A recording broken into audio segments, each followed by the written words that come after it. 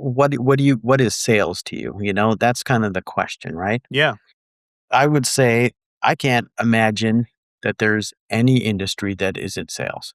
Right. And here's the way I feel about it is that sales doesn't have to mean that you're convincing somebody to do what you want them to do, maybe even against their will. Hey, do this because it's the right thing for you to do and it'll make me a bunch of money. And that's the feeling I think a lot of us have. I used to have an optician who says, I'm not a salesperson, I'm an Mm. optician. And I said, that's 100% not correct.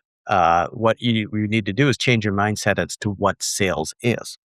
Sales is education. You know, it is your responsibility as somebody who holds the knowledge to educate that person on their option, right? Here are your options. Lay them out on a platter and say, this is why I recommend A, B, and C. I went to school for a long time to learn that this is probably the best option for you. If you don't feel that is, let me educate you on the second best option. But that's what sales is, and I don't think that people see it that way. We used to have this a nanny who used to watch our kids from when they were really young, when we were both starting our practices, and so uh, and she went to school to become a, a a hairdresser. And, she said, "Well, I hate working at this first place that because we had kept in touch after she, moved on. And she was like, "Well, I hate working there because they keep telling me that I have to sell, these shampoos and all these things." And I said to her, I was like, "Okay." And she was, "I just can't meet any of their sales or anything because I don't, I'm not a salesperson."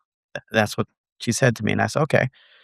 So I'm gonna go get some Head& and Shoulders, because it's at the grocery store.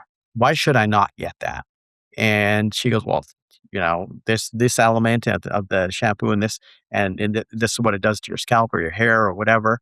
And I said, "So why can't you say that to one of your customers?" And she came back to me, a couple weeks later. She said she's selling it through the roof. And I go, "'Cause you don't have to sell. You have Right. to educate. I don't know what the best shampoo is or something like that." And that's what you should really be doing is educating the patient. And I don't know if that from the industry side of things where they're not driven by that, they're driven by numbers, is being translated to the practitioner or Yeah. understood by the practitioner. We're Yeah. not doing a good enough job of that.